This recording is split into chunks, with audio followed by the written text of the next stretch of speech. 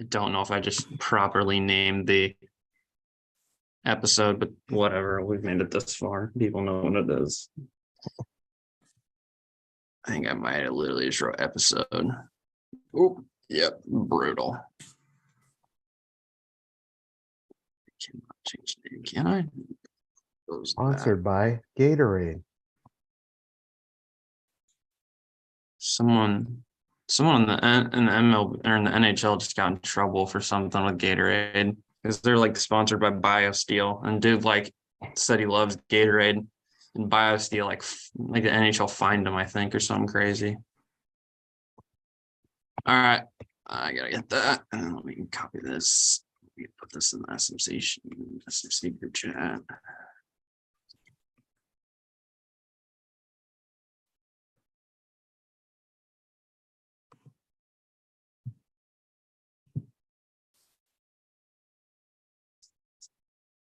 Yeah, I got Skip and Shannon in the background, so just in case, if we get breaking news.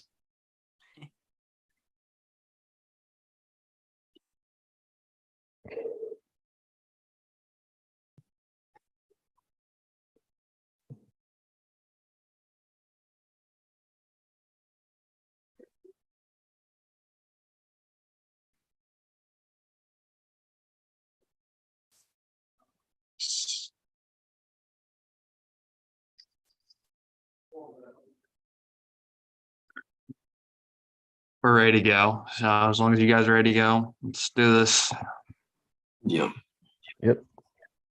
All righty. Well, welcome back. It is a brand new year, 2023 to be exact. So we're in the Jordan year here. We're back here with the SMC show. I know we've been gone for quite a while.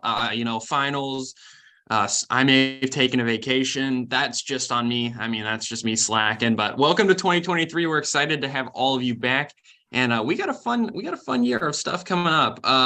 So today we got a lot to talk about. We're going to go over the NFL playoff picture going into week 18. There's a lot to go on there, a lot of different and weird situations now with the cancellation of that game. We're going to go over some college basketball, the overwhelming and underwhelming coaches, players, and teams. The NBA's continue to heating up. It is 30 games in now, I believe. Am I right, Dallas? Yeah, pretty close in there. 30 to 40, I think. Yeah, and then we're going to go over the college football semifinal games, which happened just a couple days ago, and then on to the college football national championship, which is tomorrow. We're going to recap our World Cup predictions. Noah Stranahan, if you're in here, pat yourself on the back, man. You're a true trooper. You picked, amazing takes. And then we're going to go over the last hot takes from a couple weeks ago, and then we're going to go over this week's hot takes. But just to get into it, we are wishing a speedy recovery to Damar Hamlin, as many people saw with social media. And if you watch the game live, Damar Hamlin did have suffer cardiac arrest on the field. Good news is today he is speaking. They did take his breathing tube out. He is probably, according to doctors, going to make a full recovery. So we're glad to see that. Scary moment for him, but glad to see him doing better. But now we are on to the NFL playoff picture, which has gotten a little diluted with, of course, in lieu of that Bills-Bengals game, which has officially been canceled by the NFL. We do not know if they will reschedule it. First, I'm going to go through the AFC playoff picture, and we're going to talk about it. At the 1 seed right now, we have the Chiefs. At 2, the Bills. At 3, the Bengals. At 4, the Jaguars. They are still in the hunt with the division clincher against the Titans this Sunday. The Chargers at 5, Ravens at 6. The Patriots still in the hunt technically with a game against the Bills this week. And then there are 3 teams on the bubble, the Dolphins, the Steelers, and the Titans. So let's just talk about the AFC a little bit. I know it's a little wonky and a little weird. It is rumored that if the Ravens lose to the Bengals or the Ravens beat the Bengals, we would have them playing in the wild card game against each other with a coin flip site. So that's a little wonky, a little weird. Dallas doesn't like it. I know, Dallas. It's okay. It's okay. But I think there's a lot to talk about with the AFC. I think we all know 1 through 3 are the perennial powerhouses, but 4 through 7 looks like a mixed bag. I'm gonna be honest, a mixed bag. Looking at 4 through 7, who do you guys really like outside of the Chiefs, the Bills, and the Bengals? Yeah, so we go back to, I don't know which show it was. We did our, team on an island. What team would you like? The Chargers, man. That's who I had. They are finally healthy now, looking a lot better than they have of late. They moved all the way up to the 5 seed. Should clinch that up if the Bengals beat the Ravens this week, which they should. But yeah, the Chargers, I think, are the team to look out for. If the Patriots somehow get in, I wouldn't be scared of them at all. Uh, Same with the Dolphins. You really don't know about Tua and everything there. And then the other teams as well really don't scare you there. So I think the Chargers have the best chance out of the 4 through 7 to actually scare a team. I'm just praying that the Patriots don't get in the playoffs. No, not because I'm a Patriots hater, which I am, but that would be the most boring playoff game in the history of mankind, or the biggest blowout in the history of mankind. Because I don't care if you have Bill Belichick as the coach. If you have Matt Patricia calling offensive plays in the playoffs, God help us all. By the way, I should have called it at the time. I was on Bengals Island. We should have called it Skyline Chili Island, but Bengals are doing great. Sorry. I really think the Jaguars could make some noise, because the one thing, Chargers are locked in at 5, I believe, right? Correct? If I might be wrong. Technically, yes, they are locked in at 5 because their game means absolutely nothing, and nobody can really knock them out of the playoff picture. So they'll be, first of all, they're basically going to get a bye week. I wouldn't start Justin Herbert if I was Staley right now. I wouldn't be starting Austin Eckler. I would not be starting any of my offensive starters, defensive starters. Mac won't be in there. Bosa definitely won't be in there. I wouldn't. James, doubtful. It really sucks if you're paying for that game to go to that game, but the Ravens, now, see, it all hinges on if Lamar Jackson comes back, and we have no idea if that's going to happen. And because every single week, oh, he's ready. No, Tyler Huntley starting. It's like, so the Dolphins, and when it comes to the Dolphins, I'm sorry, but just if Tua hadn't gotten that concussion, I know he had that one terrible game against the Packers and probably some others, but it's just, without Tua, they're a different team. I don't know. I don't think there's a stat to explain it. Teddy Bridgewater's now out. I think they're going Shaq Thompson. Skylar Thompson. Skylar Thompson. Why am I saying Shaq Thompson? But Skylar Thompson. See, I don't even know the third string quarterback. Man, it would just really stink not to see Tyreek Hill and the Penguin, Jaden Waddle. So, but Titans, it would have to be some miracle if Joshua Dobbs beats the Jaguars in Jacksonville. I'm sorry. Even if you have Derrick Henry go off, which I don't think they will. Right now, see, now they said, what was I going to say? They did make the decision that the game between the Bills and Bengals has been canceled. That has been announced this morning. It has been completely canceled. So I don't know it was like a 3 different pronged approach if certain teams make the championship. By the way, might come here to Indianapolis. That would be interesting if it goes to a neutral site. But yeah, what are you gonna? I guess you could have the roof open if you want to make it colder, but I know there was something deal with that. But yes, I know Adam Scheffner was on top of that. So Chargers, if they have the talent to beat anyone, I would say beat anyone but the Bengals. I think the Bengals are the team to beat. I don't care what seed they're in. Bengals are the team to beat because they've been there before last year. They're pissed they lost to the Rams. Bills, we don't know the emotional toll that's going to take. Chiefs, you don't. I'm sorry, Patrick Mahomes may be going off, but you still don't have Tyreek Hill. I still don't trust the running game in the playoffs. We haven't seen it.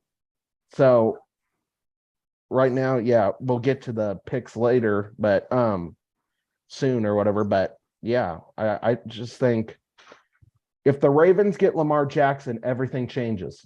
We have no idea what's going to happen. I am praying that the Patriots don't make the playoffs because that'd be the only uninteresting game. So.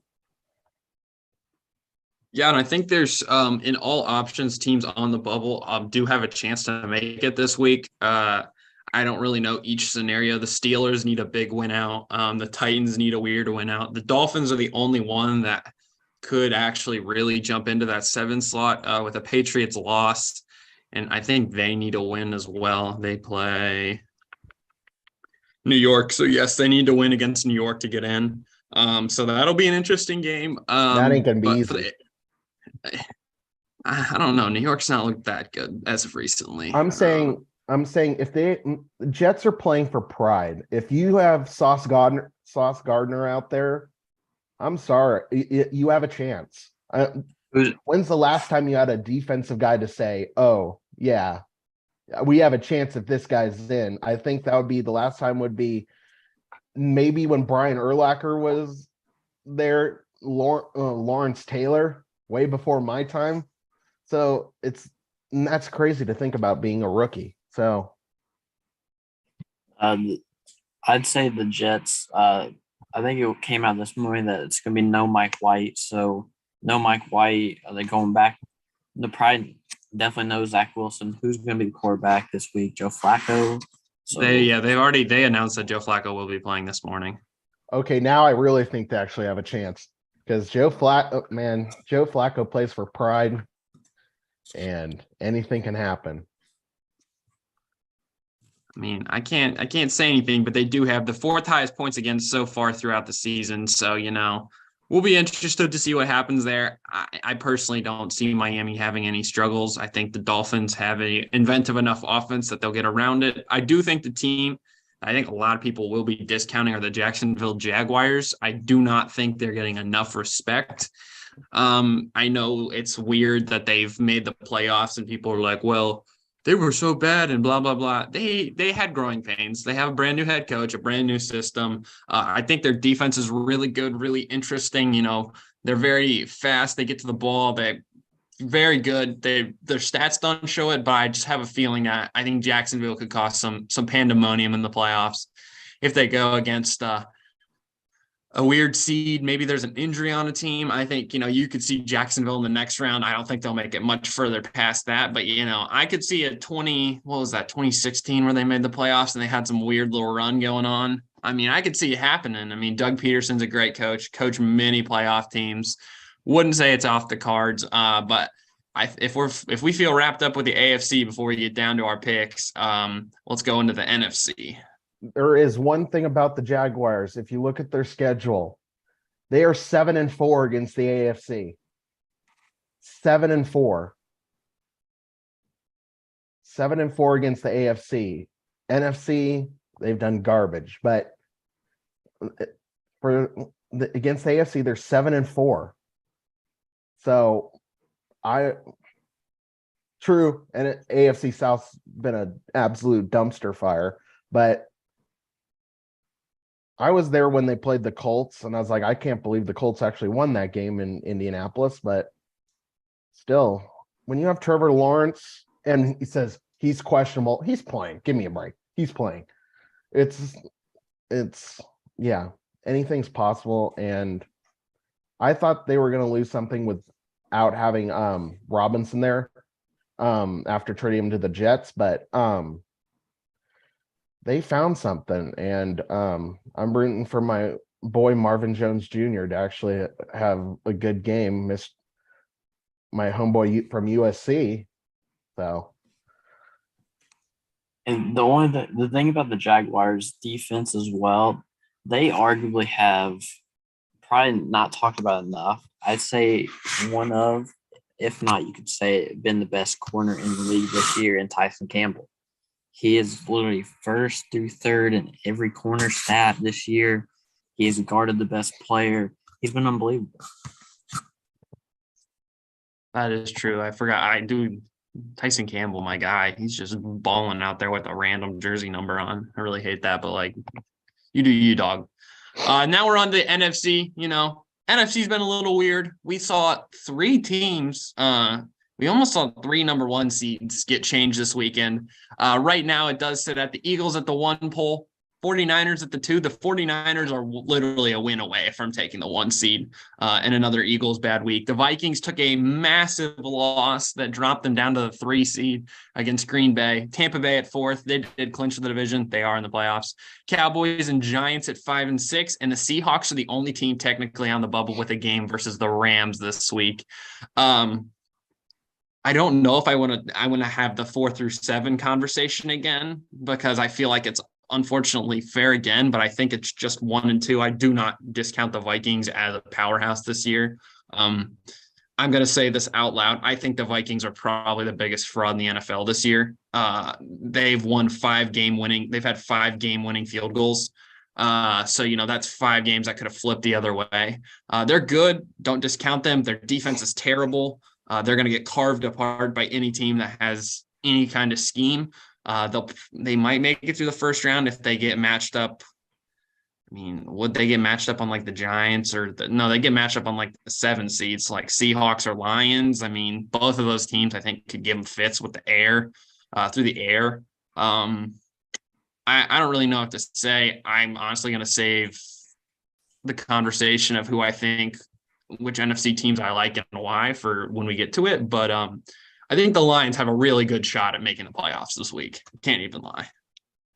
that was going to be my bold prediction for this week. First of all, as Rams fans, we combined with Lions fans because they gave us Matthew Stafford.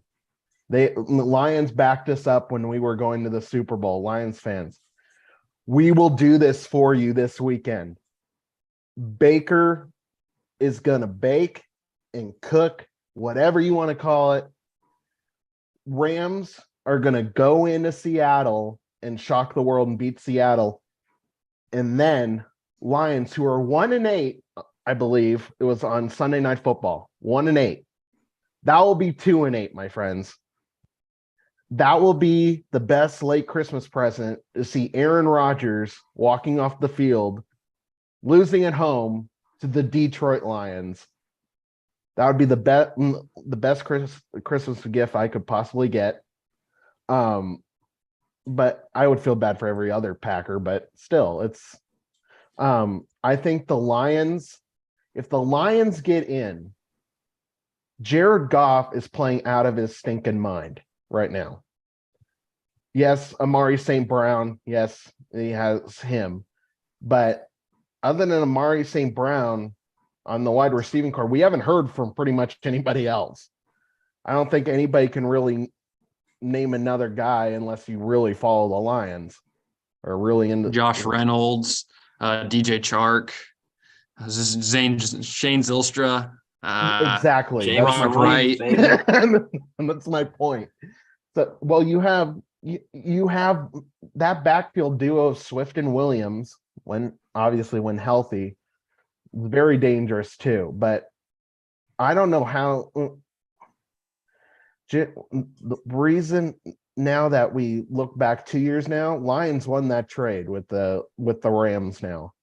I don't care if the Rams won the Super Bowl, and I'm a Rams fan. So the Lions won that deal. I believe they are going to get like the 4th overall pick, because the Rams are that bad, or 6th or something like that. And if the Lions, with Coach bite knees off, I think they can seriously, if they can make it in they would play the Vikings. I think they could cause absolute chaos. Especially if you look at the numbers when Jared Goff is in a dome versus when he's outside. And I'm pretty sure, if I remember correctly, obviously, and I'm making this obviously as a joke, they're inside in Minnesota. So they have a chance. It's not out of the possibility. I think they get absolutely murdered by the Eagles in the next thing, but still. Yeah, I think they have a good chance. I think it's going to be a tough game. I think the Packers are feeding on a lot of energy right now after that Vikings game. You could just feel it there. There's a palpable energy that the fact that they smacked the life out of the Vikings and just made Kirk Cousins look like an idiot on TV. But I think the NFC for me is, I hate saying it, I really think it's a 2-horse race to win. Like it's really either the Eagles or the 49ers to lose. There's not a lot of other teams I think are going to be able to keep up with them. Unless the Eagles get a setback with Jalen Hurts and, Gardner Minshew plays another game, I really just don't see much happening. I just think those teams are so sound and they've both built up such a good team this year that it's going to be tough to beat them when it comes down in the next few weeks. It's just going to be tough sledding against both teams. So, Yeah, I have the Green Bay Packers winning and getting into the playoffs this week. I think Aaron Rodgers is playing unbelievable right now. This is the Aaron Rodgers that we thought we'd see throughout early season, not making many mistakes. Made a little bit early in the season. The receivers are more healthy now, even though Watson really isn't. Like, he's a little hurt with the hip injury. But him and Dobbs being on the same field will give Green Bay a lot more space. Obviously, Aaron Jones, A.J. Dillon, been playing amazing at the running back position. And then the defense been awful at the start. They changed the scheme up. They're playing really good football right now. Jair Alexander, he talks a lot of crap, but he backed it up last week. Shut down Justin Jefferson. So the Packers are no easy out if they get in. I don't know who the 2 seed is going to be. Niners, Vikings, Eagles, whoever it is. It's going to be a lot closer game than you expect. I don't expect the Packers to win if it's the Niners or the Eagles, but I think it's going to be a really close game. And then obviously, a team I don't like, the Dallas Cowboys. I really Dallas, they're named after you. Come on, dude. Dude, come on. Can you stop hating on the team that's literally named after you? Come on, man. I don't like the Dallas Cowboys. I think Tom Brady could find some magic and for one game in the playoffs, because I don't think Tampa Bay has much else. But just one game in the playoffs, he could find some magic and take down the Dallas Cowboys, especially playing in Tampa. I think that's a little bit of an advantage for Tom. I know the Buccaneers have been really bad, but I think the defense, if they can play one okay game, Tom will give them a chance for that one game. Just throw it to Mike Evans. Just keep on throwing it to Mike Evans. I think bro's out there just hitting the X button on the Madden controller every route. Bro's just mashing it like he just didn't throw it to anyone else. Just Mike's down there somewhere. The key is gonna be Vita Vea. If he down in the trenches, it always comes down to the guys that nobody mentions, offensive line and defensive line. It's always going to come down to that. If they can slow down Tony Pollard, okay, and they force Dak Prescott to throw, I believe there was a stat on this. If Dak Prescott passes more than 35 times, the odds of them winning go down tremendously. So if you can stop Tony Pollard, and that would be up to that defensive line, especially. And I know they're out of linebacker. Man, are they missing him right now? But if you cover, like, to be honest, I don't trust anyone other on that offense other than CeeDee Lamb, to be honest, on the wide receiving core. I think the one thing that I would look on is that former Colt T.Y. Hilton. If you give him a shot in a big time situation, he can do it. So if you can shut down CeeDee Lamb, I know it's easier said than done, but I think the Buccaneers, if they keep it low scoring, especially too, I think the Buccaneers definitely have a shot. And you have Tom Brady. I don't care if he's President Biden's age. I don't care if that old. If you give him a 2-minute drill, he's going to do it. So, yeah, currently just to toss this out there, the league ranked defense for the Tampa Bay Buccaneers, they are 8th in points for and 8th in yards allowed. So I'm just saying, I don't think they're that bad, but they will be running into a lot of injuries. This is their injury report going into this week. Carlton Davis, corner, did not practice. Jamel Dean did not practice. Mike Edwards is limited. Carl Nassib limited. Logan Ryan did not practice. Vita Vea did not practice. So they're going to have a lot to rest this week and hopefully a lot to be ready for next week. In expectation that they are going to be playing a very good team. But now we are on, I think we've got past the NFC, and now we're on to each person pick an NFC and AFC team they like. Whoever would like to start can go. Just tell me why you picked that team, and just tell me which team you picked and why you like them. I guess I'll start. No, it's no secret. I believe that AFC is going to be won by the Bengals. I think they're tired of hearing, oh, they lost to the Rams and all this kind of stuff. They got lucky, all that kind of stuff. They didn't have to play the Buffalo, all blah, blah, blah, blah, blah. When you have Jamar Chase, T. Higgins, obviously we'll have to see. I loved how, by the way, I know this is off topic, but Josh Allen came out and said about T. Higgins that he should not feel bad about what happened in that game because it was not on him. And very class act by Josh Allen. If they bounce back, which is another thing, is not just because of the schedule issues, it's because of this game is a lot of mental stuff in that. So if the Bengals can stay mentally focused, you have obviously you have 4 weapons, obviously, if you count Burrow, that you can go to and you can trust. And I don't believe any other AFC team can say that. If you look down the list of the AFC, Chiefs, not really. I wouldn't think they have Chiefs. I'm Chiefs? saying with postseason experience. That's the thing.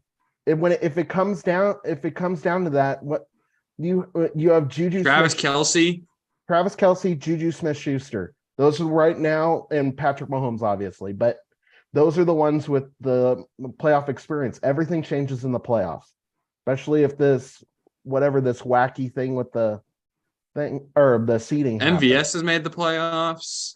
Kadarius Toney, I mean, he didn't make the playoffs. Oh yeah, Van Scandling was huge in the playoff run. It's like he was like the 4th wide receiver on whatever team he was on. So it's the Packers. He caught 2 deep bombs in a playoff game. He ran that seam route perfectly. I don't know what you're talking about. So, but you get the idea. It's the Chargers are the only ones right now. I get no Buffalo is just too reliant on Josh Allen for my taste. If you were playing in Buffalo, if you had the home field advantage, I would change my whole tune. But that's not what it's looking like right now. And the Chargers, as we've known in history of the Chargers franchise, especially you Colts fans, some reason they always played the Colts in the first round of the playoffs. They are a dangerous team, but once again they're young and inexperienced. So you do have, I don't believe Khalil Mack's not, if I might be wrong, but he hasn't been in the playoffs. I don't believe. No, the Bears made the playoffs with Mitchell Trubisky one year. Okay, well, it's Trubisky. So But but I'm just saying anything past the first round. So and I know Keenan Allen and Mike Williams are healthy. That's the one thing. They have enough weapons to match up against someone like the Bengals. But other than that, if I don't think Tua's coming back, even if the Dolphins make the playoffs. So that would be the other way. It always comes down to some player that's going to be is one of the stars. Last year, Cooper Kupp. I remember all the way back from the Pittsburgh and Arizona days, Larry Fitzgerald. Yeah, Juju Smith-Schuster. That's what's it's gonna come down to winning these games, and I'm gonna go with experience over anything. So, but the NFC is clear. I think I agree with you, Alex. It's 49ers to lose. If they stay healthy, which is still a big if they can stay healthy, I don't think they get the number 2 seed because Justin Fields is not playing this week. He is out for the Chicago Bears because he was on my.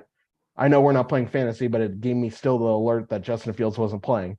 So against the backup of the Bears, I'm sorry, I don't care how bad that Vikings defense is. That you might as well pack up and go home if you lose to the backup of the Bears and their terrible defense now, which is ironic. Nathan Peterman? What? Nathan Peterman? Nathan Peterman's the long throw god. He's going to just stretch the field all game. Darnell Mooney and Chase Claypool are going to catch two. Alex? Darnell Mooney and Chase Claypool are going to catch 2 60-yard bombs. When has Claypool even caught a pass past 10? He caught a nuke a couple weeks ago. It just Equanimous St. Brown, Cole Kmet. I mean, man, I'm throwing a bomb to all those guys. We're running 4 verts the whole game. Just clear out routes for everybody. Just stretch that defense out and let's see what we can do. Okay. I'll go. I'm still going. Well, I think that if you run Dalvin Cook down their throats, I believe the game's in Chicago, right? I believe. Yep. So it's Dalvin Cook show. So especially with it's always going to end. I don't care. I don't even need to look up the weather. The weather's going to be cold in Chicago. All right. So it's going to come down to the Dalvin Cook show, and I trust him obviously rather than Kirk Cousins. I think Kirk Cousins. All right. I know a lot of people hate on him and all that kind of stuff. As long as he's not playing in a big time game, he's good. The problem is you got to be in primetime games if you're going to win anything in the playoffs. So, but Chicago and the Minnesota Vikings aren't going to be the ones that are the games of the game Saturday or Sunday, whatever day they play on. So they play on Sunday. Yeah. Dallas, which teams you got? In the AFC, I think it's pretty given. I'm picking the Bengals as well. Bengals bandwagons just all over it today. And not only just because of the stellar offense we have, but the defense and the clutch genes that it plays with. Early in the season, first 6 games didn't allow a second half touchdown. They've allowed very few touchdowns in the second half this year. They make very good adjustments at halftime. There's no star, you could say, on the defensive side, but they're all solid players, very good. The fact that none of them have gotten hurt is insane. I just have to say, you've had 2 years of just prime. Trey Henderson's playing with a broken wrist right now, so it is a little bit hurt, but Cam Taylor-Britt. I mean, there's a little bit of hurt. Like other teams have like 10 dudes sitting out on the sideline, and you got like 4. It's Eli Apple show, man. The Eli Apple show. I believe he's on. People hate on Eli Apple a lot, but he's been very solid this year. Mm-hmm. And then 3rd round pick from Nebraska, Cam Taylor-Britt, man.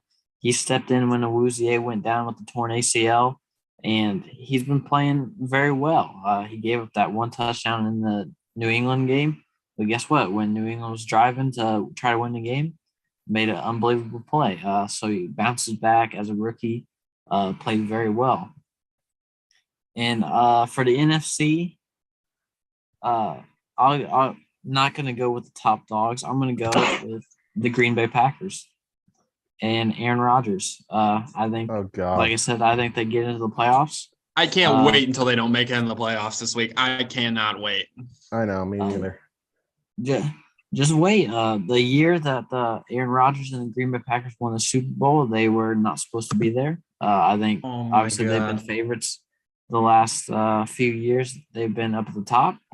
And now I think you go back to that Super Bowl that they won. They came in as a 7th seed, got into the playoffs late, went in there, beat the top seeds in the NFC, and it has a similar feeling to it. Now, do I think it's going to happen? No, but would I like to see it happen and cause some chaos? I would. So I like the Green Bay Packers. I think, man, I really want to make this bet, but I'm not. I am terrible at making bets, so I always screw that up. But I think there's more of a chance Aaron Rodgers is on the Tennessee Titans than Aaron Rodgers makes it past the first round of the playoffs. I think that's an easy bet. I'm not even saying he gets traded. I'm saying literally the Tennessee Titans, not the because Brady's going to the Raiders, but that's another thing coming up. Okay. Well, I have to go off the page for my AFC picks. I've been a really big fan of the Chiefs this year. I know, hate on me all you want, people in the comments, if you're even still there. Hate on me all you want. The Chiefs are literally just that good. I think, I know, Matthew, you made the point of the fact that there is no Tyreek Hill. They've been better than when they had Tyreek Hill. Mm-hmm. I feel like there's a lot less reliance on using one player so often, other than the fact that Travis Kelce's still there because he's just a destroyer of a tight end. They have a really good running back room that I like. I think Pacheco and Jerick McKinnon add such a depth to their offensive running game. I mean, they can just run, they can throw it to him, they can swing it out. They've been using I really like the way they've used Kadarius Toney. They've kind of used him as this little like a screen back, scat back kind of vibe. I'm really liking it. I think this team's got a lot of potential. I think they have a really good defense. I think that's where, for me, it's really clicked with them this year. I didn't think last year their defense was the best. I know they're not really good in statistical, but I think they have a lot of good players. George Karlaftis has really stepped into what I didn't think he would be as a Purdue defensive end. I thought he was going to be terrible, but, they've stepped in. They've played really good. I'm excited to see what they can do. And I just think it's theirs to lose. I mean, I think, it's going to be tough for a team. Right now, the Bills haven't had a lot of luck in the backfield with their safeties and corners. They've had a lot of injuries. They've lost a few players. They've lost some of their staples of their defense. So they're going to be a little bit tougher to play. I think the Bengals are the only team I really see giving them a run.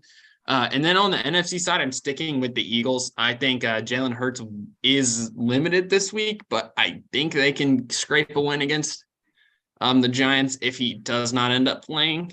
So I'd be interested to see what happens there. I love to say that the 49ers are the team that I'd be riding here, but after watching them get carved by Jarrett Stidham, who threw 350, and the fact that they could not guard a wide receiver one, which they did bring in Javarius Ward to do that last season, and he has not done that yet. He had a rough game against Devontae Adams, lost 2 contested catches for massive yards. And if you put him against a team like the Eagles, put him against a team like the Vikings, I mean, you even say the Cowboys, I mean, every team has a really good wide receiver one. The Eagles have 2. The Vikings even have 2, and Justin Jefferson. KJ Osborne's been a breakout player this year. Adam Thielen's still there. I think it's going to be tough. They're going to have to do a lot. I just think maybe that game showed a little bit of a weakness for the 49ers, and it's something that they're going to teams can game plan against. So I really just like the Eagles. I've been with them since the beginning of the season. I know losing Chauncey Gardner-Johnson to injury reserve for the rest of the year really sucks for them. But I still think they're really good. And I think Nick Sirianni's got a lot going for that team right now. So I really want that Eagles to the Super Bowl take to hit to Dallas. I'm praying on it. Yeah, Praying on it. we're still in on it. We're still in. We're still in. We're not out. I thought we'd be out by like week 10. Like they would like go undefeated till week 10 and then they'd lose like 6 straight games. And then we'd be like, oh my God, Eagles, come on. But now we're done. We're done with football for a little bit. We'll talk about it next week when it comes back, or actually, we'll talk about it in about 10 minutes when we get on to the college football playoff. Just kidding. Psyched you out there. But now we're going to go into some college basketball. I think we are just into the start of league play for every league. So we're going to go with some overwhelming, underwhelming. You can pick coaches, players, and teams. Whoever would like to go first can knock yourself out. Not literally, just figuratively. I think these are a little out of the box because one of them I know the guy that does their play-by-play, but I have 3 actually that are overwhelming right now. UConn. We have to start with UConn because UConn came out of nowhere in the last. How long has it been since they've actually been relevant? 2010. Yeah, so it's been a while, and they've done a great job up there, and especially for recruiting. It's like it's still Connecticut, man. You still have to live in Connecticut, so even ESPN doesn't want to be in Connecticut. All right, so and they still have to be there. Number 2, the one that beat IUPUI in the first game of the year, Iowa State. Iowa State has been making some marks the last two games. Obviously, I think Kansas and now we have no idea what's going on in Texas. So, but with the coach being fired, so it really doesn't change much. I think the assistant coach will just take over, and it'll be the same ship going on.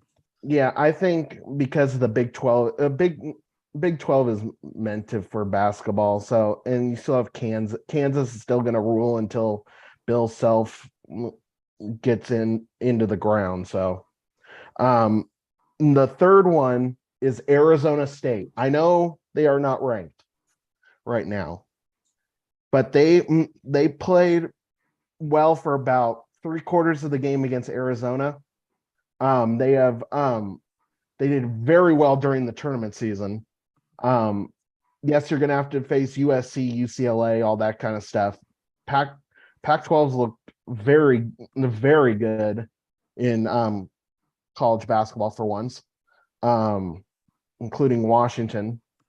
But Arizona State, I am forgetting that guy's name, but he is an absolute beast. What was his? He's like averaging like 29 points per game or something like that the last time I looked. But they have, and they're comparing him to James Harden. So when you have a guy that's comparing at Arizona State, comparing them to James Harden, I think they have a pretty good chance. I think Pac-12 actually can possibly get 7-8 teams into the field. But still, that's 2 months away. So, more than 2 months away. So, Arizona State, underwhelming. Duke, obviously, I think. And I was like, oh, because I made this pick before the game last night, Ohio State.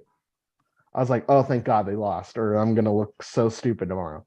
But I think Ohio State always is underwhelming, to be honest. Unless you're playing in the tournament in the summer with the former players. So unless you're Carmen's crew, they're always underwhelming. So yeah. Those are Dallas, do you want to go or you want me to go? I'll go.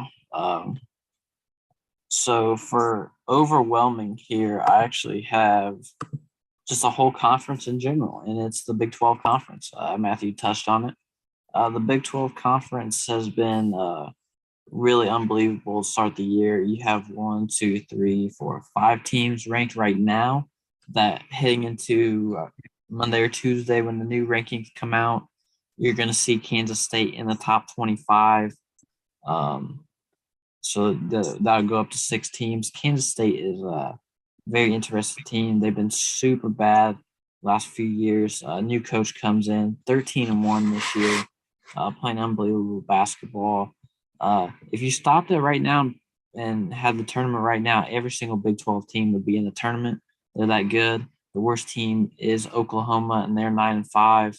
You put them, Oklahoma State, who are both 9-5. You put them in any other conference, they're going to be in the top 5, 6 in any other conference in the nation right now. That's how good the Big 12 is, and it's going to stink because one of these teams, or probably 2 or 3, are going to end up losing some games in conference play and end up out of the tournament, which is unfortunate for them because they've had a very good start to the season. Another overwhelming team. There's a lot of teams that are interesting. I don't want to stick in the Big 12 because TCU has been very good this year. But I'm gonna go slide with Alabama. I'm not an Alabama fan, but you can't deny that their talent is unbelievable. They're super long. They can play defense. They can shoot the 3. They're just a very good team. They're going to be probably 2 or 3 seed come March.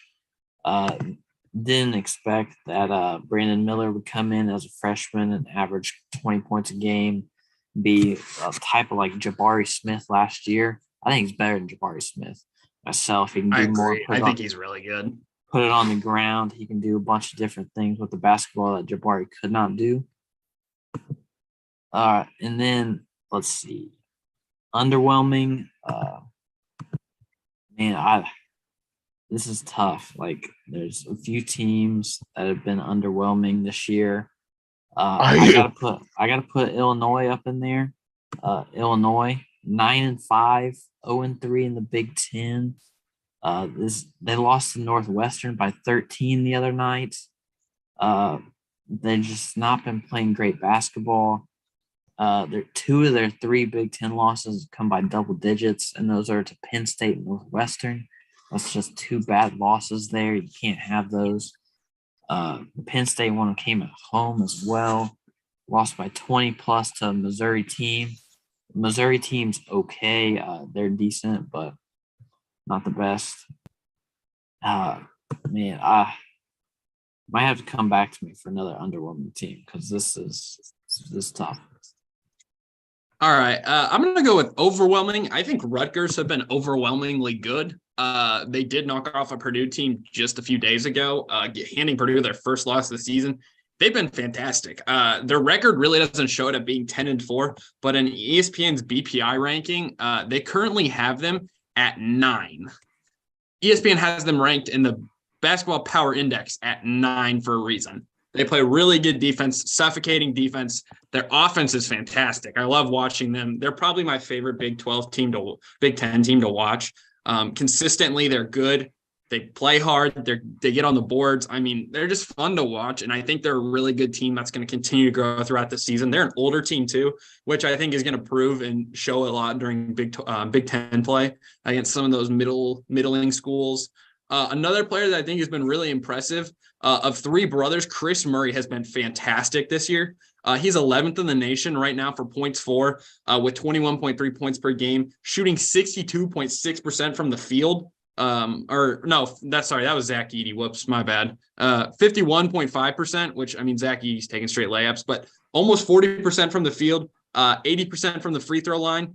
He's getting almost 9 rebounds a game, so he's averaging a double-double every game, a good amount of assists, a good amount of blocks. The turnovers are still a little concerning, but I think he's been really good, been very impressive, been very impressed by him throughout this year. He's just been fantastic, played really good. He was really good to watch against IU last night. He plays really good, plays really tough.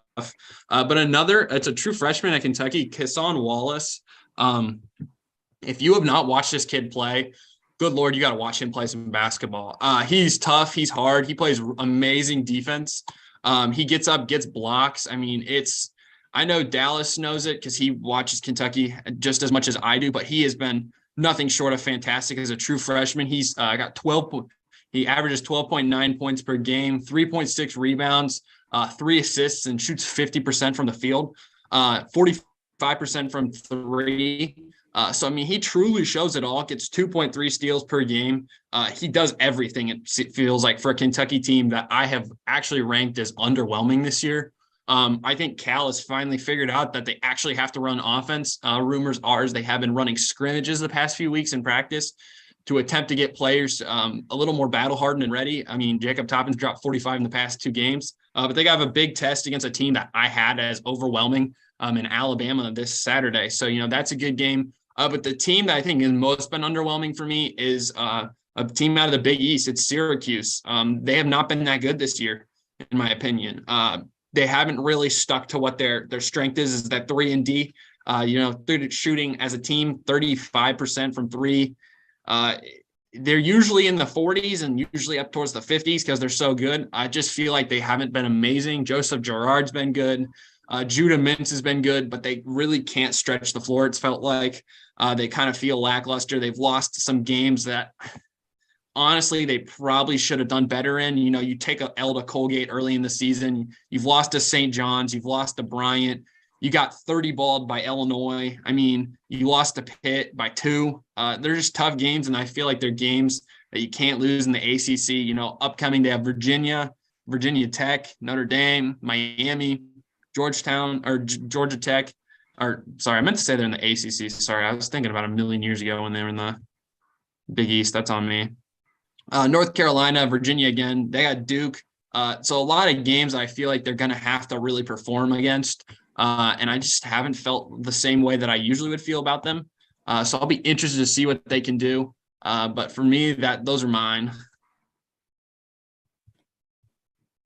And I'll go back to my last underwhelming. It is a part of Duke, but it's not Duke as a whole. It's Duke freshmen. For a program like this, you have talented freshmen coming in, and when they underperform, it's huge. You have Dariq Whitehead and Derek Lively. They're number 1 and 2 recruits coming in the nation. These guys are both playing less than 18 minutes a game. They are combining 11 points a game. Out of number 1 and 2 recruits in the nation, you just can't have that. You look at Paulo Banchero last year, he's almost doubling what they're doing by himself. So especially how talented these dudes actually are. I know Whitehead had some injury issues at the start of the season, but he's healthy now and he's still not performing. I don't know what the issue is with Duke. If it's coach, not having Coach K there, a new system, anything like that. I'm sure the system's similar. But I think I heard it was literally cut and paste Coach K. I mean, Shire sat under K for so many years. Do you think it's just the inability to get ready to play on this level that has caused them to be at such a disadvantage to other players? I know there's been a lot of talk about high school and AAU basketball recently about how it's kind of gotten away from the fundamentals of the game. And now you see these guys come in and they struggle as freshmen, and now they have to stay a little bit longer, and they can't be those one and done guys. I mean, it's only truly those freak athletes that move on the year after. We think about last year, Paulo, Jabari. I mean, those guys are like one and dones, good transfers. But then there's always those freshmen at mid-major that are really good. You think it's just a struggle with them? Do they need to learn something about their game that they haven't had to learn because they're playing better competition, bigger players? Yeah, it's tough because I'd understand if you were at a smaller high school, but Dariq Whitehead played at Montverde. They are one of the top high schools in the nation. You're playing against other guys that have went to, you're playing against the people that go to Kentucky. You're playing against the people that go to Duke. You're playing against the people that go to all these other schools that are good. Kansas. You're playing against these guys, and you're performing well. So Dariq Whitehead was the best player on Montverde last year. He shot the ball decent at a decent clip. He's not the best shooter, but he's a scorer. So that's why I am more confused, if anything, about him not getting shots up this year and not playing that much anyway, because they are missing scoring. And he brings that, which is very interesting why he's only playing 17 minutes a night. Uh, Maybe he's a liability on defensive end. I haven't looked at Duke, but the other players Duke has are solid at defense and they played well. So I think having one guy out there that's a liability on that end that can make up for it on the offensive side is what they need. So it's interesting that he's not playing that much and you're playing other guys more that really don't provide you the scoring and the offensive side of the ball. And Duke's just shooting at a bad clip right now. You have your guys that are playing 25, 30 minutes a night shooting 34%. And Whitehead's shooting 40%. He's shooting better than those guys. And so I think he needs some scoring. You got to play him more. You just got to see what he can do. I Yeah. think there, if I may say, one player to look out for is on the Drake Bulldogs, Tucker DeVries. I think that's how you pronounce his last name. Right now, looking at the guy's stats. Okay. What am I looking at? There we go. 40% from 3-point range. 80% from the free throw line. Where you got the 18.3 points per game, six rebounds, respectable. Turnovers, one turnover in a game as a guard. For in college, that's pretty darn good. And I know that he hasn't faced a lot of teams, including our own IUPUI, but still, that guy, one of the best players I've seen on TV. I think he could. I think if the big thing is if he declares, I think he could go in the first round of the NBA draft, and that I think that would be one. I think that would be like one of the first times ever a Drake player went in the first round. So that's one person to look out for. Yeah, I've seen some stuff about him. Unfortunately, I think he'd be a 30 to 31 pick. So then you're getting down to teams that have won a lot this year. So if they're looking to fill a role, then maybe he'd be there. But we just don't know who's going to be at that 30 to 31 in the NBA this year because everyone's been so good so far. As we'll go into the next segment, but he's been really good. I did see something about him the other day. I think the only thing that'll fall down to his is he'll have to play in the tournament. If they don't make the tournament, again, a lot of high exposure against high level guards is going to be tough. High level defenses, it's going to force him to do really good in his workouts. So those guys that score a lot of points and don't create a lot of turnovers always seem to get stuck into it. I mean, there's a guy, Antoine Davis from Detroit Mercy, is currently 24.6 points, second in the nation for scoring. So these guys are tough. They're great players. But I feel like maybe sometimes they're in a microscope and you need to see them get out of that microscope and truly play high Division I talent to truly know where they are in that NBA draft order. He played well, not from 3-point range, but he played okay against Mississippi State, a win against Mississippi State, number 15. For some reason, he is literally almost scoring half the points for Drake for the almost the whole entire season, and they're 11-6. I don't care their schedule or whatever, but if you're scoring half their points and you're 11-6, that's pretty good. So, especially in college, it's not like we're LeBron James out here in the NBA where they're, well, the Lakers would be 2 wins this year if it was. Yep. So speaking of the NBA, we're on to the NBA. We got a lot to talk about here. I felt like we kind of missed out the last couple times we've had a show. I'm not gonna lie. Sorry guys, I skipped the NBA. I'm not a big NBA guy. Dallas knows it personally. I just don't watch a lot of NBA. But I have been a little more interested the past couple of weeks, watched a little bit more. Of course, Pacers have been amazing so far. So Good job, guys. Keep it up. It's going to win tonight. But the NBA is continuing to heat up. So far, there's been a lot of teams that have impressed. So I'd like you guys to pick 2 teams that you've liked this season so far, and tell me why. Either of you can go first. I'm going to save mine.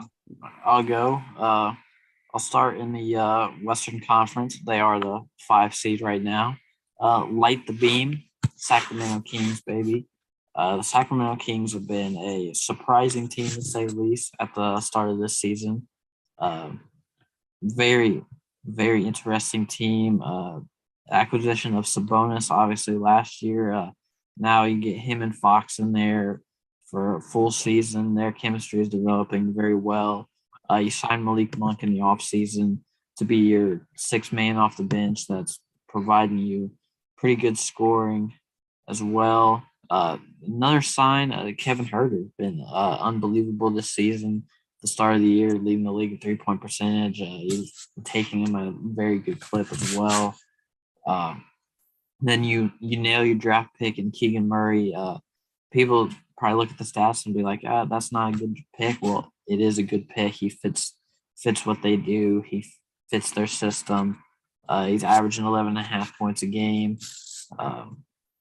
He's been very good. And then you have Sabonis, who should be an all-star this year. If he's not, it's a crime if he's not an all-star. He's averaging 19, 12, and 7 on the 5 seed in the West. He's leading their team in assists as a big man. There's only probably one team that could say that, and that is the Denver Nuggets and Jokic. So that is something that you have to take into account. I think they could have 2 all-stars personally, Sabonis and Fox. They've been playing that well. And then another team, I'll slide into the East, and maybe not, though. I would like to say the Celtics and the Bucks, but they're not surprising or anything like that. They've been there. Cavaliers, they've been good. I expected them to be good in the regular season. I'll keep it in the West and say the Dallas Mavericks then. They are the 4 seed in the Western Conference, 22-17.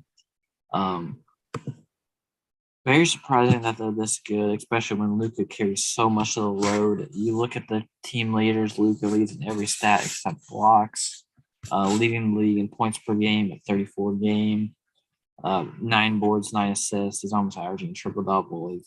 He's the MVP of the league. There's other guys you can consider, but if you really look at the MVP award and say most valuable player, you take Luka off the Mavericks, they absolutely stink. They have nobody. It's literally him. You take some of the other dudes off the other teams that are MVP candidates, they'll be okay. It's just not the same with Luka. He's just been unbelievable in carrying this team. You look at the roster behind him. How are they this good? Not sure. You have Wood and Dinwiddie who've been solid this year. Then really after that, the efficiency and scoring really drops. So considering they're this good with one player carrying so much of the load is unbelievable. I think there could be. No, I totally agree with Dallas, but Dallas on Dallas. But yes, as you know, I grew up in Southern California, so I'm not a Pacers homer. So, but Indiana Pacers have been probably the story that nobody's really talking about, because first of all, they're one of the youngest teams. A few months ago, they were talking about Buddy Hield and Miles Turner going to the Lakers. And yeah, that ain't happening right now, I wouldn't think. And I mean, the only thing is Miles Turner is on expiring contract, so this is now the time to leverage it when you're at a really good spot and he's playing good. That's my only 2 cents on that. They have to try to re-sign him now. Yeah, you have to. They're in talks right now, but they just haven't got him to sign paper yet. So yeah, Miles Turner's kind of like betting on himself, kind of like the NBA version of Aaron Judge, not compare. I'm saying not the same skill set, trust me. But it's ironic. My two were in the same trade, Pacers and Kings. The Kings, De'Aaron Fox, we always knew was good. Even on a crappy team, he was good. Mike Brown, thank you for actually giving him a chance to actually do something without LeBron James. He is a good coach. It's not LeBron didn't bring him up. He's a good coach. And everybody gives LeBron all this credit. And Mike Brown is a darn solid good coach. And there was a lot of rumblings that say they weren't mentioning it. I guess they weren't mentioning it a lot because they're still the Kings, but there was a lot of good, like Herter was great move. Sabonis, I never got why that I guess I get it because he still had Miles Turner, but Sabonis was so solid for Indiana. I think Halliburton, Indianapolis. Sorry, it was Indiana. But I just think they're still young. Everybody said, well, they're okay. They're middle of the pack. I believe they're I would say their average age is mid 20s. I would say I think it's 24. 24. So it's like, and you have so much room to improve, and they're way ahead of schedule because in the Western Conference, you got to think about this. I know Chris Paul is still being Chris Paul, but he's getting towards his 40s. Okay, he's getting towards his 40s. Doncic is literally it's the Dallas Doncic's. All right, it's not the Dallas Mavericks. Okay, Doncic is carrying that whole entire team. You have the one thing I did want to put on Denver Nuggets are probably the most complete team I've seen. I know the Boston, Milwaukee, but Denver, I forget what game I was watching there. Oh, it's the Phoenix Suns. It was a few weeks ago during the break that it went into overtime, and you just knew with I think Nikola Jokic scored it was 48 points, mid 20 rebounds, some high or near 15 assists. The guy was it was not even a video game anymore. It was beyond a video game score right there. And Michael Porter Jr. is finally healthy. You have Murray's back. You and the guy that doesn't get any credit, KCP. How about KCP hitting those? I believe he hit 3 big shots in that game I watched in Phoenix. 3 big threes in the fourth quarter and overtime. And he was wide open every single darn time because 3 people are guarding Jokic. So, and you have Mr. Sparkplug, Aaron Gordon. The guy I believe that was the game where he had the insane dunk after insane dunk after insane dunk. And I know dunking's not everything, the spectacle. Everybody think flash over substance never works, but some flash works. And if it's not every single player on the team. So, and you have the one thing that I believe Denver is number 1, correct, in the Western Conference right now. Yes. And so if they can keep the number 1 seed, you also have the landscape in their favor. You're playing in Mile High. So these guys have been training all year. If they get home court advantage, I know that's way ahead of it, but still, if Denver gets the number 1 seed, it could be. I could see Denver making the NBA Finals, because to be honest, I don't think there's anybody in the West that can guard. First of all, even match Jokic, can even become close to Jokic. And the one I was going to put on the list is the Pelicans, but of course Zion's injured again. So yeah, that's, I guess, New Orleans maybe if they stay healthy, but I think the Denver Nuggets are right now in control of their own destiny, and the Kings are just ahead of schedule. I think they're a year or two away, but and so are the Pacers. But Pacers can make a big jump depending on what happens in the Eastern Conference next year. But yeah, so I'm actually going with the Pelicans. I've liked what they've done so far this season. I think it's a very interesting team when you look at it. There's a lot of players who I didn't expect to be such a massive part. I know Zion, it's tough. You lose him. But you do have Brandon Ingram, CJ McCollum. They both are averaging 20 points on their own. Jonas Valanciunas has fit into such a great center. He's been amazing. But Trey Murphy, Herbert Jones, and Najee Marshall have been fantastic off the bench. Have been absolutely nothing short of amazing. They're Herb Jones and Trey Murphy both are averaging over 10 points. Herb Jones' stat line is insane right now. He's got like 10 points per game, 3 rebounds, a couple assists, and a few steals and some blocks. So he's been really good. But I feel like this team's well-rounded. I think the one person we still haven't seen really jump off the page, it's been Devontae Graham and Kira Lewis. They've kind of fallen behind Alvarado. So, that's always an interesting thing to see.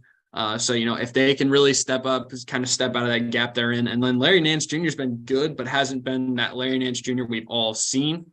So, they're an interesting team. I think, Brandon Ingram, he's not played many games this season, so we would like to see him more. But with this team, having so many injuries that they have sustained and not playing as many guys, they're still a really good team and they're still really high up in the conference. So I really like them. And the one that jumps off the page to me is the Knicks. The Knicks are currently 6th in the East, and they're led by Julius Randle and Jalen Brunson, who have been putting up 20s. RJ Barrett's close to putting up 20 points per game. Emmanuel Quickley, Quentin Grimes, Cam Reddish, Obi Toppin, Mitchell Robinson, Evan Fournier, Derrick Rose, all those guys have been massive parts this year. And there's some guys who we still haven't even really seen jump out yet. Hartenstein's been okay. Miles McBride's been kind of weird, spotty off the bench. But I think this team's really deep, and this team's really just well-rounded. I don't think there's a superstar on this team, maybe other than Julius Randle or Jalen Brunson. But they all play really well. They've had really good games. I'm interested to see what they do with their schedule. The East is tough this year. There's a lot of really good teams you got to beat each week. The next stretch they have is Toronto, Milwaukee, Indy. So, those are all 3 must-win games. They play Toronto tonight, Milwaukee on Monday, and then play Indiana on Wednesday at home. So that's a really good stretch to watch. But they've been a really good team. Pacers honestly get an honorable mention. In working for the Pacers organization, I can tell you that it's been a very surprising season to everybody. We're really good, really well-rounded team. I think Tyrese Halliburton trade is a tough one to grade, but I think we got an A+, and I think the Kings got an A-. We got a lot from that trade. Buddy Hield and Tyrese Halliburton are combining right now for 38 points per game. That is massive. Benedict Matherin's been amazing. Miles Turner, standout season for him. He's fully healthy, felt good. Jalen Smith, Aaron Nesmith, and Andrew Nembhard feel like they just deserve a standing ovation every game. They play so hard. Such good players to have. And the rest of the team's just been really solid all together. They're all playing to their roles. Tyrese Halliburton, I think, is going to get scammed by the stupid all-star thing because LaMelo Ball is getting voted over him right now, and it is so dumb. LaMelo Ball does not deserve to be in the all-star game, in my opinion, if you see how bad Charlotte is right now. But I think that team's a really interesting team to watch. And if it's a team that you live in Indianapolis and you haven't gone watch one of their games, please just go.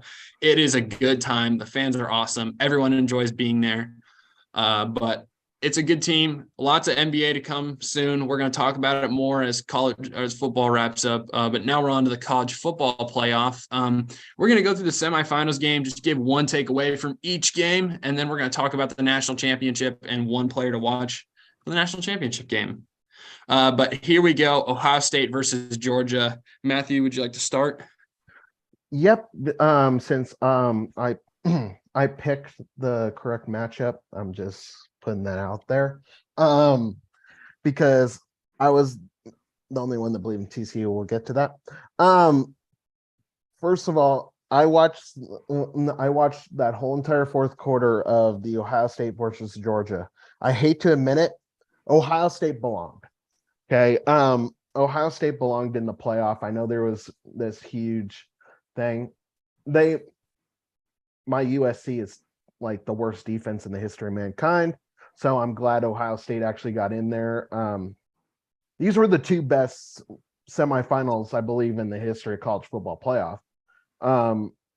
Georgia, I don't care if it says neutral site. That's a home field for Georgia. Give me a break in Atlanta.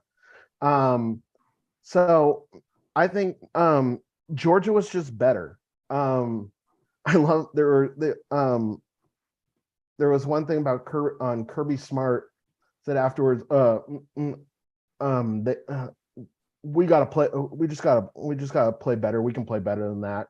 It's like, okay, you better back that up with your play at SoFi coming up. So because TCU is gonna have a horns on. You get the idea. On their collar or whatever. But Georgia, but CJ Stroud is another thing. CJ Stroud made a lot of money, not soon to make a lot of money with his performance in that game. CJ Stroud moved his stock up probably 5 picks in one game. I believe he was like, now he might be going to our Colts. So, but I believe he was thought to be being picked at 10th to the Panthers before the game. They moved him all the way up to number 5. I think it was also Sensen Bennett said in a thing is like, oh no, did we give CJ Stroud too much time to get down the field? And that's saying something with that Georgia defense. And that one thing, if you line it up, I believe there's a video on YouTube right now. It lines it up. Ohio State, that literally the best start of 2023. He literally kicked it right at midnight. And that was the best start of a year I've ever seen, because I cannot stand Ohio State, not for their players, but what goes behind the scenes in their athletic department, with all the scandals and stuff. So, the guy just shanked it. But once again, you cannot. This isn't the NFL. They don't have Justin Tucker, Evan McPherson, Dylan Carlson, or what? Yeah, Daniel. Yeah. Daniel Carlson, Dylan Carlson. It's like, that's the Cardinal. So yeah, it was a great game. Ohio State, hate to admit it, but they belonged. I think even more than Michigan, but we'll get to that. But yeah, it was one of the greatest games I've seen. So Georgia was just better. Dallas, you want me to go or you want to go? I can go. That's fine. My takeaway from the game was CJ Stroud.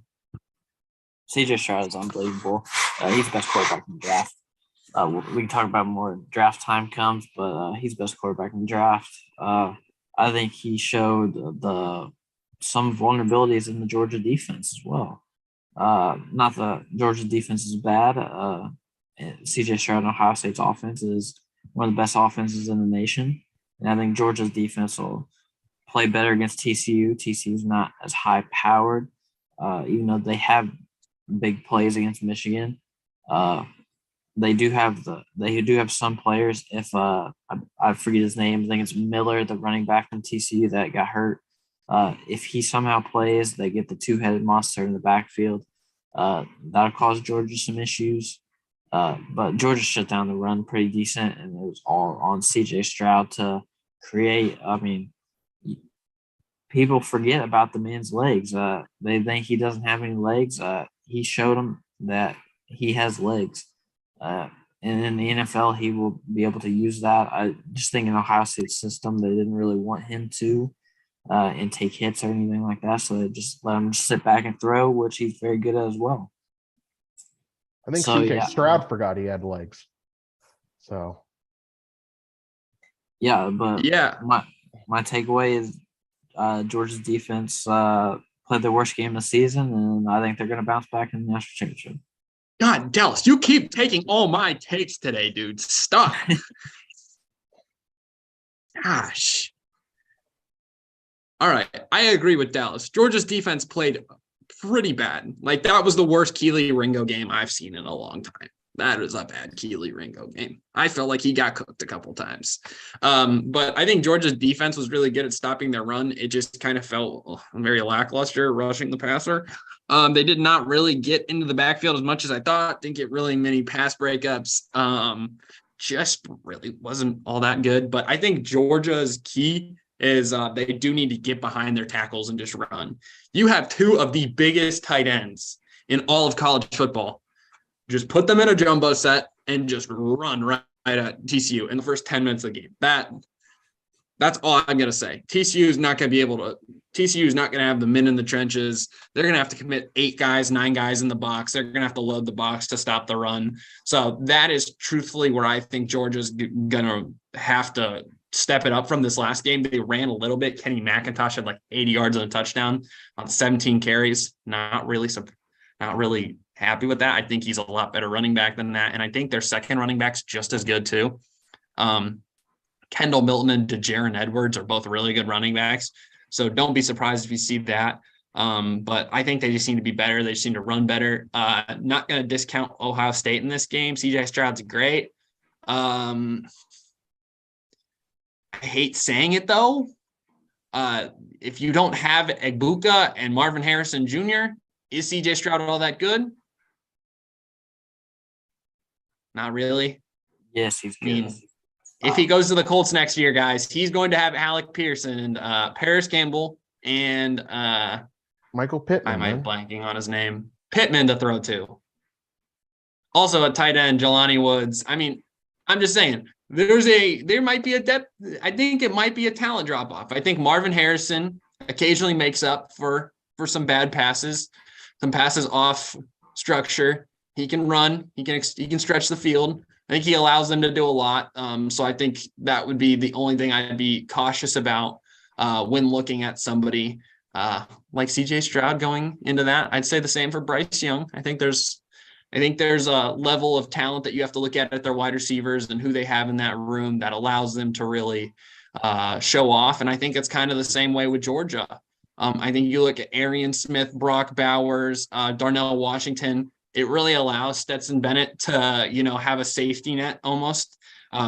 If you don't have anything, throw the ball to Brock Bowers or throw it to Darnell Washington, these two gigantic tight ends running across the field, both very fast. Kenny McIntosh can take dump offs too. I'm not really impressed with Stetson Bennett. I've been the biggest Stetson Bennett hater my entire time of being an SEC fan. I think he's literally like Tom Brady. Like, you just give him the most stupid, simple offense and give him just straight D1 freak athletes to run it, and they're going to run it really well. So I think props to them that for comparison. Huh? I think he'll take that comparison. Yeah, I mean, well, Tom Brady's unathletic. I mean, Stetson Bennett's not very athletic either. So that's why I just say that. I mean, they're good. Don't get me wrong. But on to the TCU Michigan game. I'm going to give my take first. Takeaways are, I think JJ McCarthy is a fraud. Yes, I did say that out loud. A top-rated quarterback. in this class. I think he's a fraud. I think he's terrible. He definitely proved it that game. He could not read any offense. It seemed like that TCU defense put him in a head spin on both of those pick sixes. Put him in a head spin. Not a really good game from him. Didn't really show anything. I think the fact that Michigan didn't have a running game other than Donovan Edwards showed a lot. The fact that you're without Blake Corum in that game is massive. Ronnie Bell and Roman Wilson did bail out JJ McCarthy a little bit on his 2 touchdowns. It's almost like that Martin Harrison Jr. But I think the biggest takeaway is Amari Mercado and Quentin Johnson and Kendre Miller are going to show a lot against this Georgia defense. I think you're going to see everything you can see humanly possible. I wouldn't be surprised to see a Statue of Liberty in the first 3 drives. I wouldn't be surprised to see end arounds. I think they're going to unload the book on Georgia, and I think that's really what's going to get Georgia. They're going to try and throw them off tape. They're going to try and do a lot of things that they haven't done, and I think that's what you have to do against Georgia. I think Ohio State proved it. You got to go away from your tendencies and just get in and do what you think is good. But definitely JJ McCarthy is definitely going to get pushed towards fraud watch for me. I just don't think he's that good, and I think it proves that he's just meh.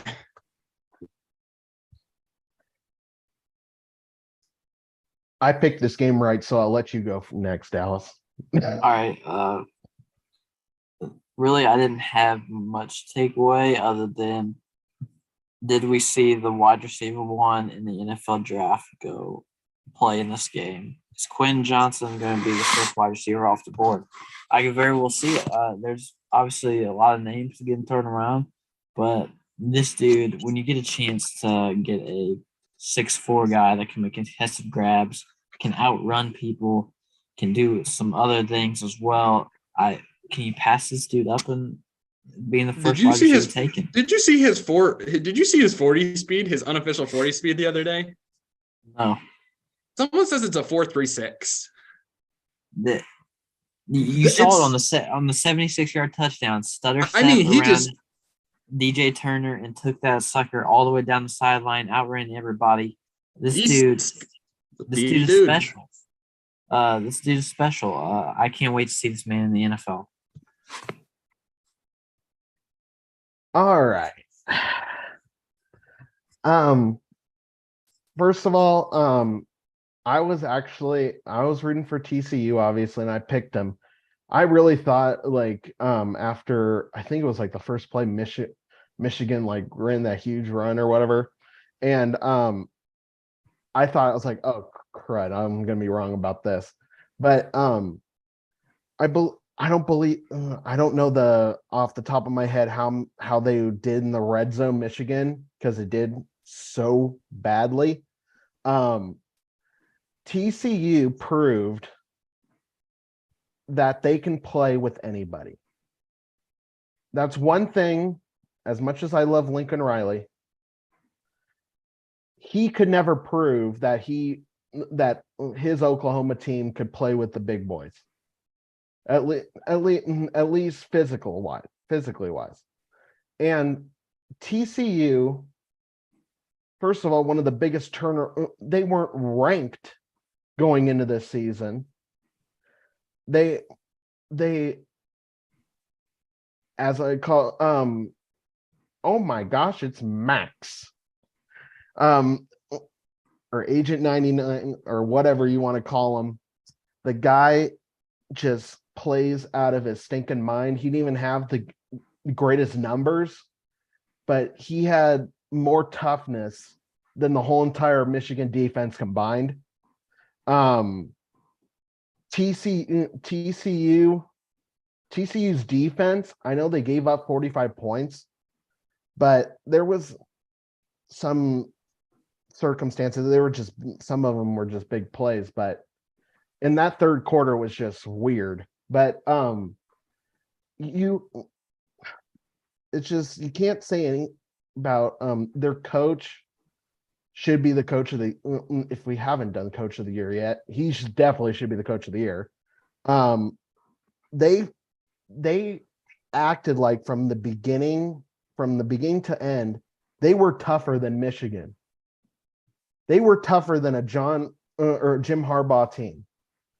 And that's not often said about any team that faces off against a Jim Harbaugh team, NFL or college. And yes, that the running back injury really hurt TCU in the second half, but you couldn't notice. You didn't notice it as much because Max just took it over behind quarterback and said, screw it. I'm leaving everything on the line here. TCU had nothing to lose. That's the one thing that you got to remember is like nobody thought TCU had a chance. No, I don't believe anybody picked TCU to beat Michigan on the I did. Well, I'm saying like Fox, ESPN, whatever the ones that actually get paid for their opinion. Sorry, Alex. And I was like, all right, keep underestimating them because you know what? They had the hardest schedule out of all four teams in the college football playoff. They've played in close games before. The whole entire script kind of got messed up because they're usually used to playing from behind, but they were in the lead. Michigan hadn't been behind, I don't believe, all year, it seemed like. And it showed it. And it may, as you pointed out, they said JJ McCarthy comes out and says, because TCU says, oh, we're going to make McCarthy beat us. And he's like, sure, fine, we'll go with that. TCU backed it up. TCU said, you know what? We're sticking with our game plan and you've got to beat us. And TCU's coaching staff and players came through. It's, I think the score's a little misleading. I thought there was a lot more defense in that game than it showed on the scoreboard. But in some reason in Arizona, those games always go high scoring, Fiesta Bowl games. But you just got to look at it's like this isn't the TCU of I forget, it was like early 2010s. But when they first appeared out, when they were a Mountain West team, and they went into Texas and won. They went in, I believe it was at Kansas State. They went in and beat Kansas State. It's hard to beat two people, the same team twice, and that's what we saw in the Big 12. But it shows you that the championship games, in my opinion, mean squat. And also, Jim Harbaugh is not going to be there because of this, because of the stupid. It's not on Harbaugh in this game for Michigan. The players have got to execute. And this is what happens when you schedule Hawaii. You schedule all these teams at the beginning of the year. And the Big Ten sucked. No offense, they sucked. It was Penn State and Ohio State, and that was pretty much it. And they beat Penn State and Ohio State, but what was the score at halftime against Purdue? It was like a one-score game. It wasn't like they turned it on in the second half, but it was. If they let Purdue, you saw LSU beat the crud out of Purdue. And it just shows you that you got to realize that, yes, the big everyone's saying, oh, the Texas is leaving, Oklahoma's leaving. TCU's like, thank you. We'll take the Big 12 now every single year. You had a guy from Alabama yesterday just go and transfer to TCU. I forget the guy's name right now, but I know he was a running back. Gray Sanders. Yeah. So he was one of the top ones in the 2019. Whatever. I cannot think of words today. But he was great out of the 2019 well, I guess you can call it draft class, whatever you want to call it. But recruiting class. That's why I can't think of recruiting. TCU proved they belonged. TCU, everyone's saying Georgia's going to win again, all this kind of stuff, just like the same thing. TCU, like, yeah, thanks, man. We'll take it. We'll go right under the radar again. I guarantee TCU in Georgia will have the same amount of fans there. It's not going to be a Georgia home game. Okay. TCU has a chance. To be honest, right now, I'm picking Georgia to win it because of their experience. But TCU, there's something about a team when they have nothing to lose. They still have nothing to lose because nobody thought they'd be here.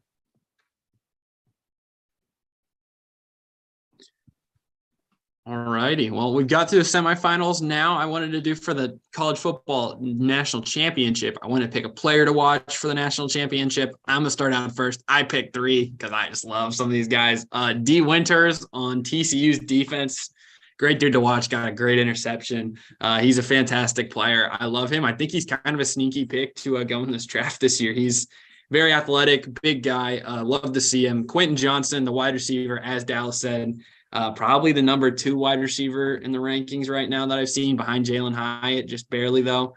So he's going to be interested. And a guy that I saw last year that nobody remembers. His name's Ladd McConkey on Georgia. A little short white guy, kind of like Cooper Kupp almost. Except he's not as good as Cooper Kupp, but he always shows up for a national championship in the playoff games. He didn't really show up in the first one, so he'd be an interesting matchup to circle. Just to see him. He'll come out in the slot. He runs real quick. Short little guy, makes catches, gets upfield. He'll be interesting to watch. So those are my 3 guys for the game. You guys can take over. You don't also have to pick a player. You can have a take. Totally up to you guys. I think it's going to be high scoring. I think that Ohio State inadvertently helped TCU kind of to figure out a game plan against Georgia, because going into this, I thought nobody could probably score on Georgia's defense. Now we realize the NCAA in the playoffs defense really doesn't matter at this point. You got Max Dugan, got Williams, you got it depends if their running backs stay healthy. But it helps to have 9 days off. And for Georgia, is it Browers or Bowers? I always get the Bowers. Yeah, okay, that's what I thought. Browers. I'm thinking of the Super Mario game coming out. Bowers, if they can, nobody can guard Bowers. I'm sorry. It's like if you get it to him, no one's going to guard him. I don't know why Georgia didn't go to him more. Ohio State, I don't care how good Ohio State's middle linebackers are. You can't teach height. You can't teach. Well, yeah, I guess you can teach strength, but the way they put in the work, it's my favorite phrase is hard work beats talent when talent doesn't work hard. I think that kind of was in the TCU Michigan game. I still think Michigan was a little more talented than TCU. But Georgia's got to show up, and Kirby Smart's in that Nick Saban free, and he's going to show up. He's not going to underestimate anybody he plays. There's a reason they're 13-0 or 14-0 or whatever they are now. So he's going to have a game plan, and they're going to be ready to go. So I think Georgia wins, but everyone's saying, "Oh, this is going to be a blowout. It's not going to be an interesting game." Some of the guys on here, but it's going to be close. I have right now. I'm not doing this as my take because I have no faith in it whatsoever. But I have Georgia. I think it's going to be 45-42, something like that, in there, Georgia. So. All right, Dallas, bring us home on the college football playoff. I just have two things. I have Quentin Johnson versus Keely Ringo. I want to see if Ringo can bounce back from a disappointing performance against Marvin Harrison Jr. And see if he can lock down Quentin Johnson. And then I think this game comes down to the accuracy of Max Duggan. It's that simple. If he's accurate with the football, I think TCU has a real chance. I still have Georgia winning it, but it depends on the accuracy. He was very inaccurate with the football against Kansas State, and that's why they lost in the Big 12 championship game. And if he's inaccurate with the football against Georgia, it's not going to be a close game. So he's going to have to make plays out there, be accurate with the football, and make plays with his leg. All righty. Well, just to go over our national championships that we chose a couple weeks ago, I had Ohio State versus TCU, so I at least got one of the teams right. Rishi had Georgia versus Michigan. Tough loss, definitely for him as a Michigan fan. Matthew did correctly predict it all, having Georgia versus TCU, and Dallas had Georgia versus Michigan. So we'll see how those predictions go this next Monday.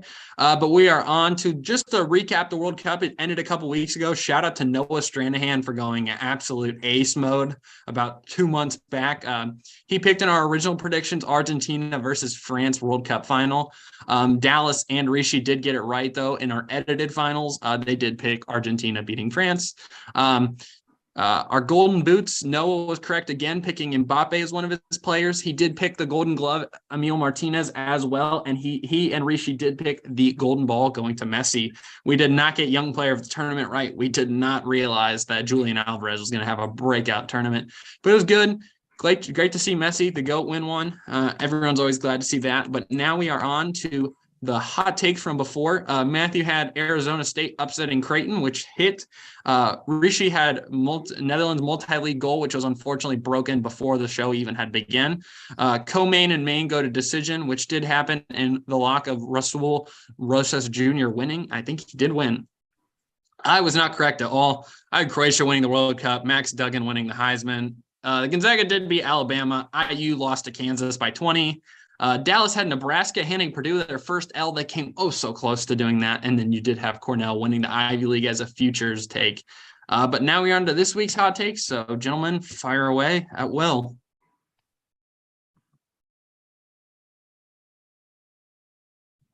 Matthew, you can go first. I'm still looking here.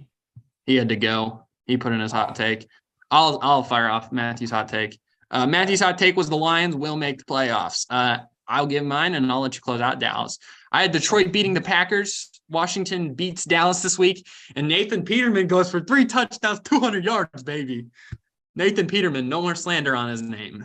I did not say if he was going to throw any picks or not, because if I said he threw like 1 pick, he's going to throw like 8 probably.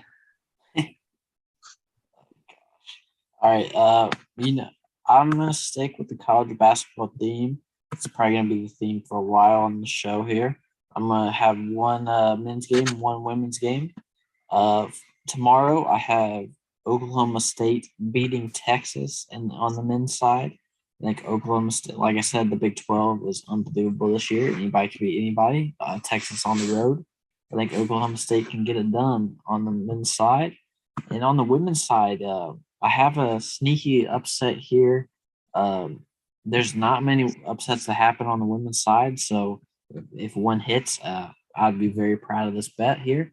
I have Miami going at home against number 9 Virginia Tech. I have the Cavender twins getting a nice little big game. I think they play well. I think Miami takes a nice little W to Virginia Tech. All righty. Well, we got a lot to watch out for this week. We'll keep you guys posted, and we will hopefully be back next week. We don't know. I got some scheduling conflicts going on. I'll figure it out. But nevertheless, been a great show. Great to have you all back. Have a happy new year and enjoy the rest of your break. Peace, guys.